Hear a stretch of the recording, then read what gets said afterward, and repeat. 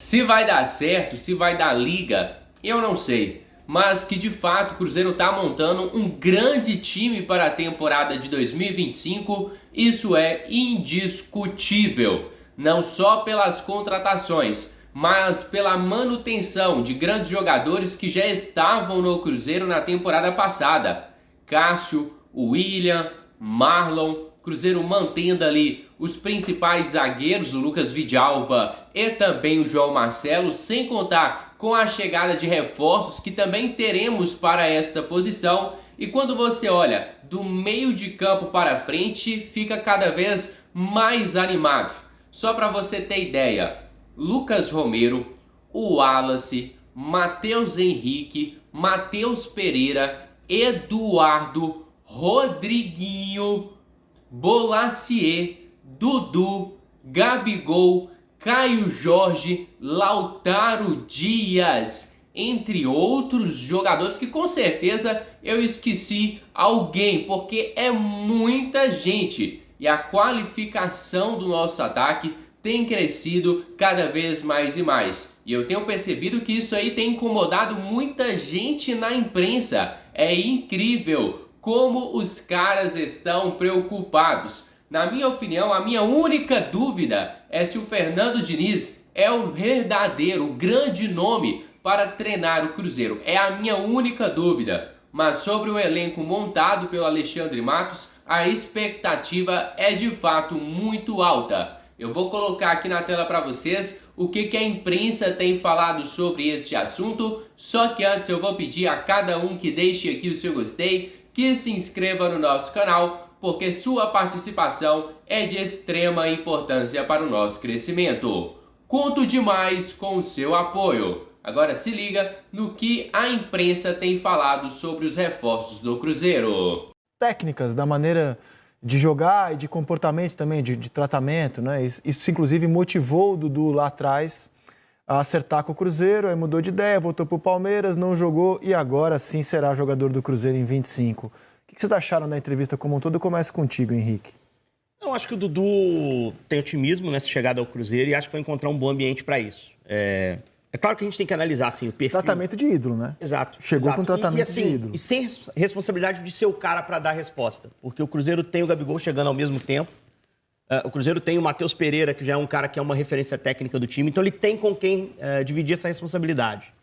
O Cruzeiro tem desafios muito claros para mim nesse início de temporada. Assim. O primeiro deles é o Diniz achar um jeito de jogar. Porque o Diniz trabalhou alguns meses do ano passado e não conseguiu dar um padrão ao time. O Dudu não chega num time pronto. Ele chega num elenco que recebeu um monte de gente que veio para ser titular e um treinador que ainda não tem um norte muito claro para essa equipe. Então eu acho que esse primeiro desafio do Diniz vai dizer muito sobre a posição que o Dudu vai ocupar no time, o papel que ele vai ter, mas acho que inicialmente o Diniz já sente na responsabilidade de lançá-lo titular. Tanto ele quanto o Gabigol. Por outro lado, o Fagner, por exemplo, chega com outro perfil, o Eduardo chega com outro perfil, o Marquinhos chega com outro perfil, o próprio Bolaci. Ele e o Gabigol são os caras que vieram para dar uma legitimidade ao projeto de ambição no futebol do Cruzeiro. E o retorno técnico vai depender dele. Eu só acho que o contexto é muito melhor do que o que ele tinha no Palmeiras, onde ele era ídolo, mas, como ele bem disse, tinha uma ideia do treinador de não utilizá-lo. Se ele permanece no Palmeiras hoje, ele competiria com o Paulinho, ele competiria com o Facundo Torres no primeiro momento, enquanto o Estevão estivesse no elenco. Hoje ele tem um contexto de chegar e jogar.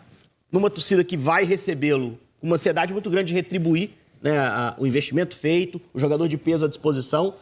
E digo mais, acho que para ele e para o Gabigol, fazer o Cruzeiro vencer de novo é algo importante. Acho que tem que ser algo... Tem que motivar o cara. Pô, recolocar esse time num cenário de título, ganhar uma grande competição, num time que viveu o inferno recentemente. Então acho que isso também deve motivar o Dudu e o Gabigol, esses nomes mais de peso que estão chegando agora. É um grande desafio na carreira dos dois, né?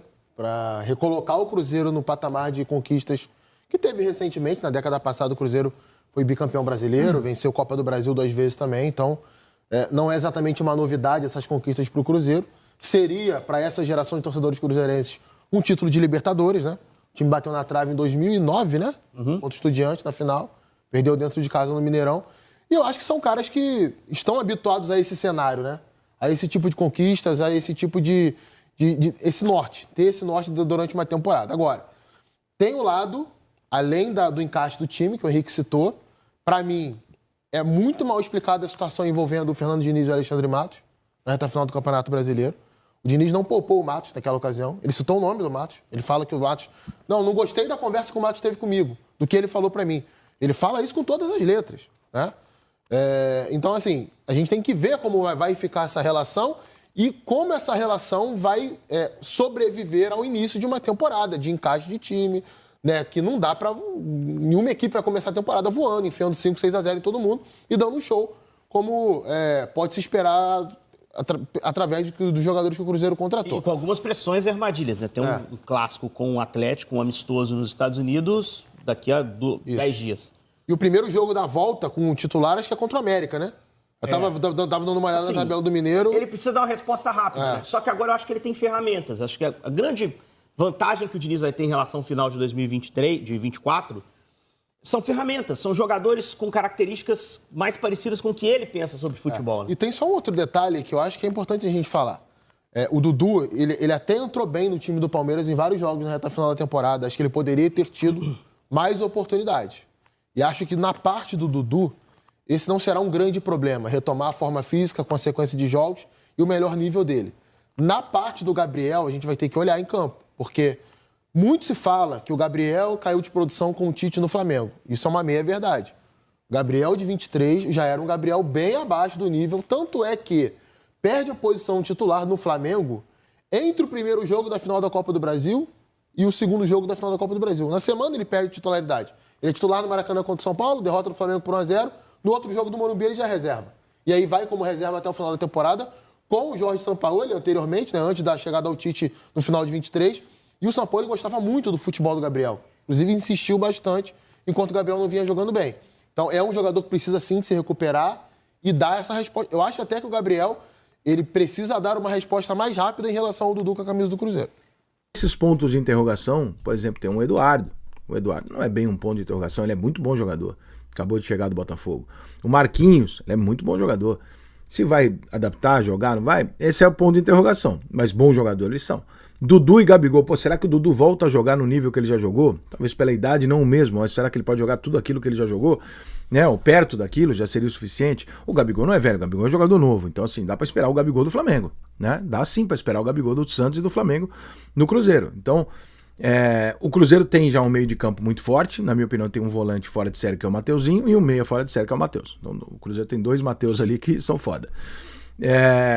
Quando você coloca esses jogadores no ataque, que mais do que pela questão tática, pela questão de referência que esses jogadores são, e o poder de decisão e o hábito a títulos dados a Dudu e Gabigol, por exemplo, você dá uma tranquilizada nas novas peças e nos garotos do elenco, saber, eu tenho uma referência para quem joga a bola quando a coisa está feia. Existe uma coisa do futebol que os jogadores falam muito que é referência técnica. Liderança técnica. Essa liderança técnica não é o Felipe Melo, embora tecnicamente também seja monstro, mas a liderança do cara que, se fudeu, é ele que vai tomar a frente, ele que vai gritar, ele que vai chamar, ele que vai parar a bola, ele é o cara que vai fazer isso. A referência técnica é o seguinte, tá foda, eu jogo no pé de quem? E o Cruzeiro hoje tem as referências técnicas, porque tava tudo no Matheus. E agora você consegue dividir com o Dudu, você consegue dividir eventualmente com o Marquinhos, com o Gabigol, você consegue dividir e dar a bola para outros jogadores, né, para que a bola não queime no momento desesperador. Isso é muito importante, cara, isso é muito importante. Rica, você acha que o Cruzeiro vai ser campeão de alguma coisa grande em 2025? Eu acho que pode, mas eu acho que não. Por que eu acho que não? Pelo histórico.